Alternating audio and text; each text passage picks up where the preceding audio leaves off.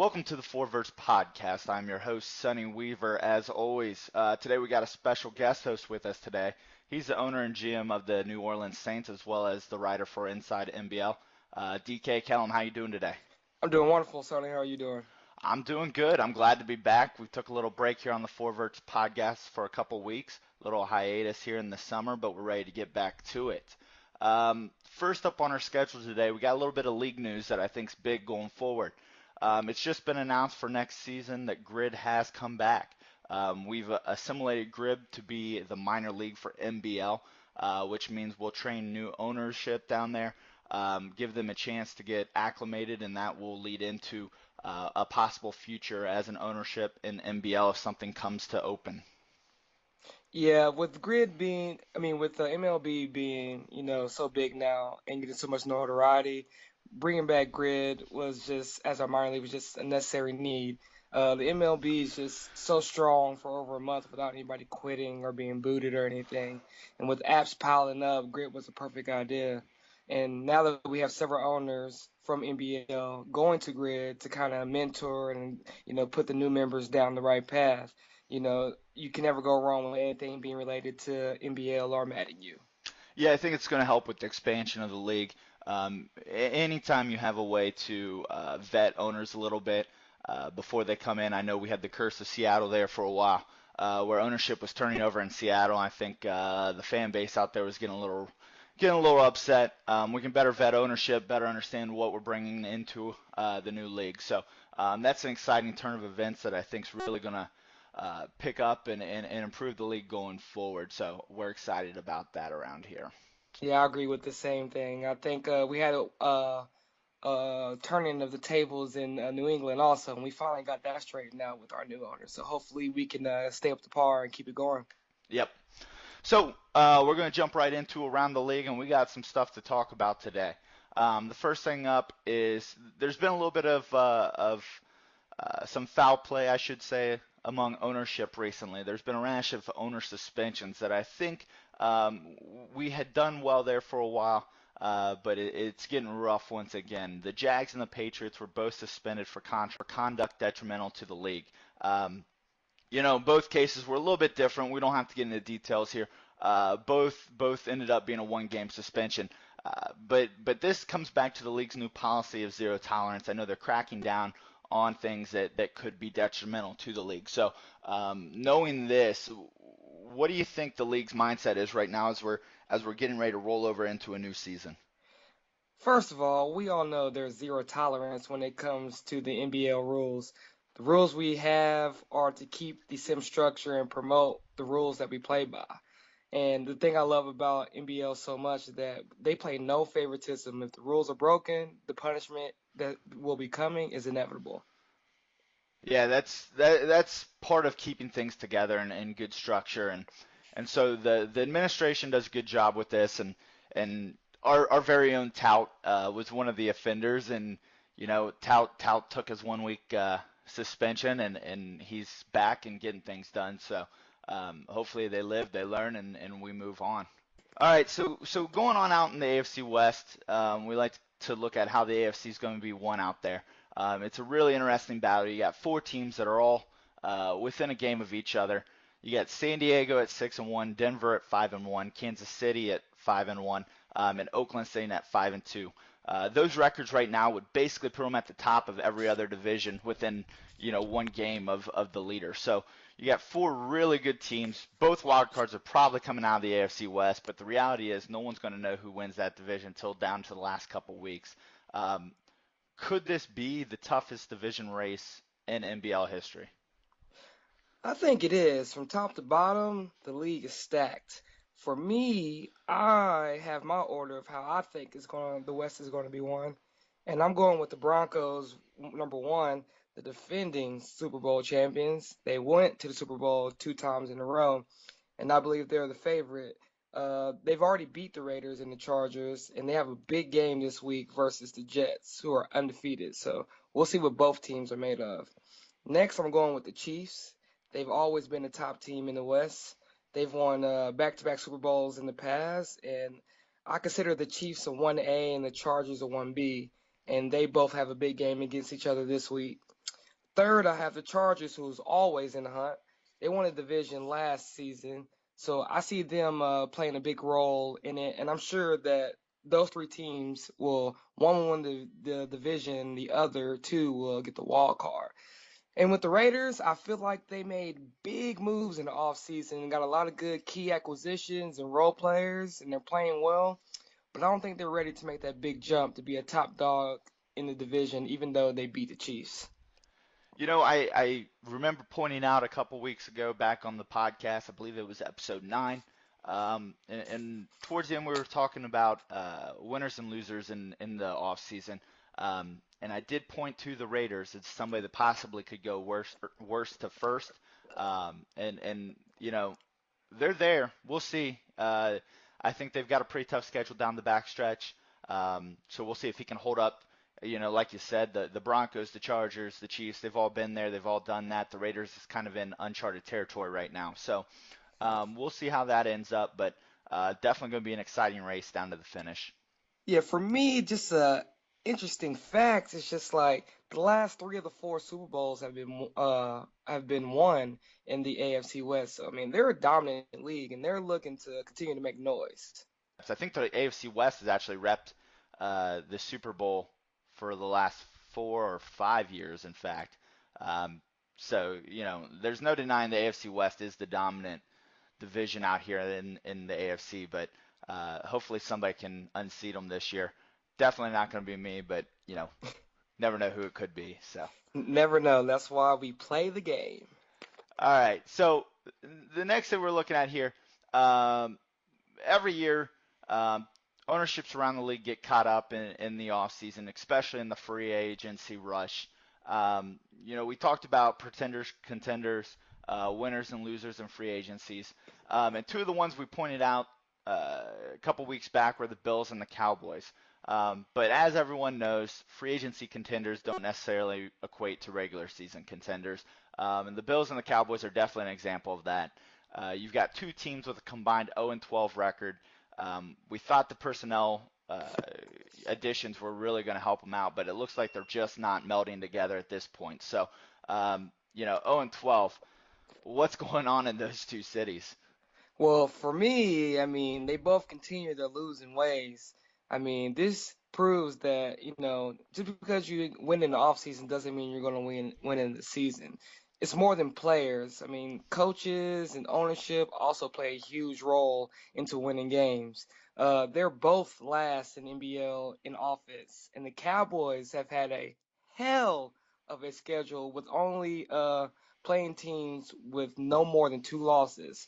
The record of what they're playing against is 31-8, and it's the fourth on the strength of schedule. So, I mean, the Cowboys have a real tough schedule, and the Bills haven't had it much easier either, but they have played the Patriots, and I think they've only won 2 games this year. So, I mean, for what they did in the offseason, I felt like the Bills had a chance, to show up and make some noise in the AFC East, and they kind of proved me wrong. And it's kind of like that sometimes.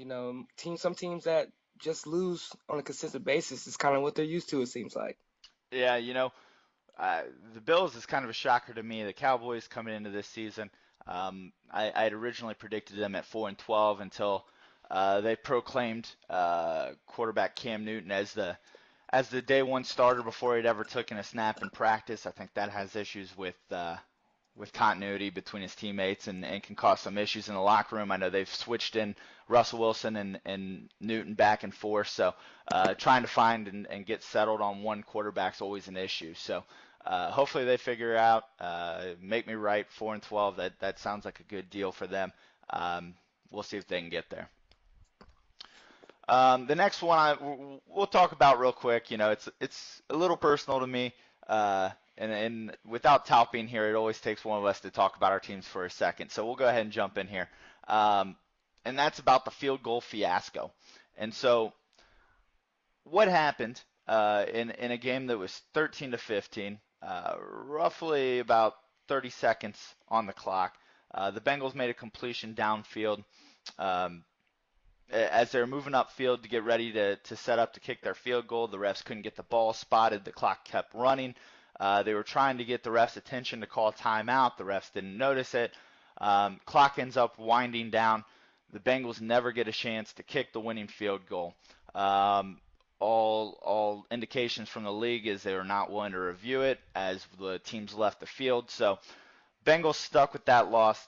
From an ownership standpoint, I can tell you that was completely unacceptable. The reffing has to be held accountable. So, while the Bengals season is not going the way we want it to, we should have been one game better. And it's a travesty, I tell you. It's just a goddamn travesty. I mean, that really sucks, man. I mean, like, the refs are a part of the game and they're a part of the field and they do make mistakes. And in a way, I feel like it should have been reviewed. But I mean, mistakes happen. I mean, just think about that Packers Seahawks game a couple years ago with the replacement refs. I mean, shit happens and you just kind of got to live with it and move on. Yeah, I'll tell you what, I'm just searching for an excuse right now because it's a dumpster fire in Cincinnati. That it is. I expected so much out of you this season, and you've kind of let me down. I think it's the curse of the dream team. We I think it proclaimed is the dream too. team and we ended up in the dumpster. It So should you happens. so should you be in the Bills Cowboys for having a hell of an off season but not playing up to par? Not quite there yet. Yeah, Talk to me at the end of the season. will do. Still a lot of season left. You're only 2.5 games behind. Right. All right, so that's all we got time for around the league. We're going to move on now to buy or sell. How this is going to work is I'm going to ask a question here to DK, and he either has to buy it or sell that statement. You ready? I'm ready. All right, let's do this. So the first question. After a slow start, Lions will be able to rebound and make the playoffs. Buy or sell? My nemesis, the Lions, who just seem to knock me out the playoffs all the time, but I have to sell this one. At 2-4, they're on the decline with 4 straight losses, still having tough division games versus the Packers and the Vikings and the Bears, and they also are going to be playing the Niners, the Saints, who is me, the Rams, and the Browns. So I am selling that they're going to make the playoffs. You know what?